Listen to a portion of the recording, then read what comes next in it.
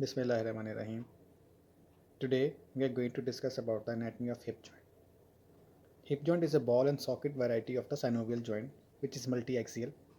The articular surfaces are proximally by the acetabulum and distally by the head of the femur. The hip joint is unique in having high degree of stability as well as mobility. All the body weight has been beared by the hip joint and the stability and strength depends upon depth of the acetabulum, tension and strength of the ligaments,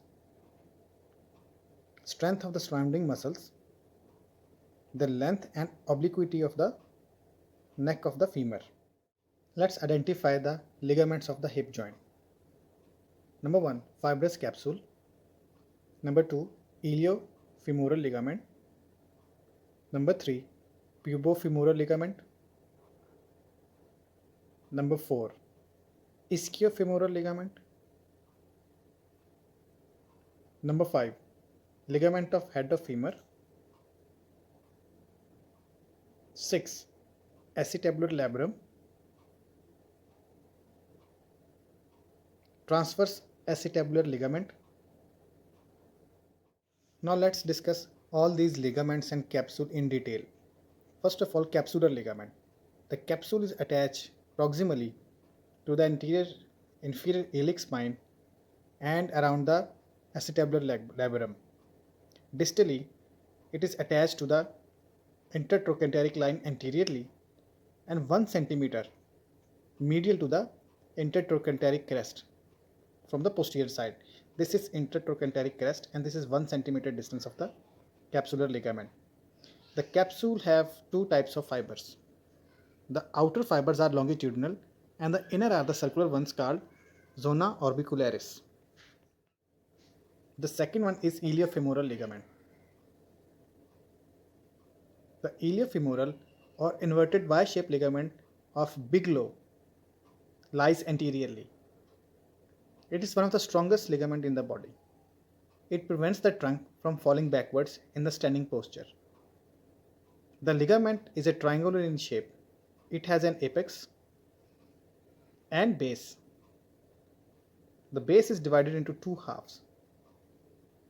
The proximal attachment of the ligament is at the level of anterior inferior iliac spine, and distally the base is attached to the intertrochanteric line on the femur. The second ligament is pubofemoral ligament.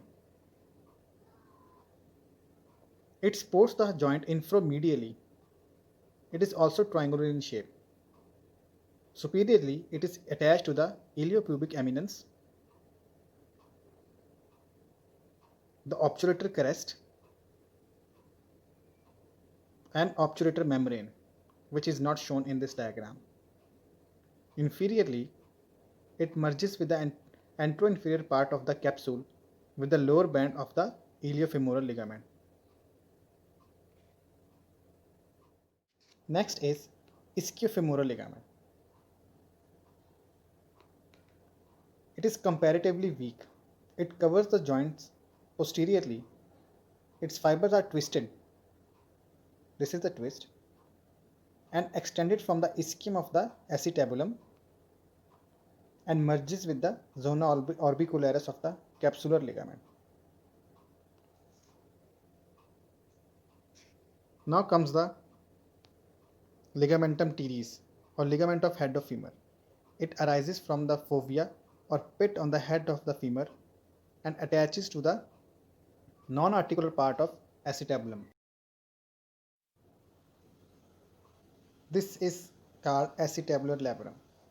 It is a fibrocartilaginous ring around the acetabular fossa and transverse acetabular ligament joins the two ends of the acetabular labrum.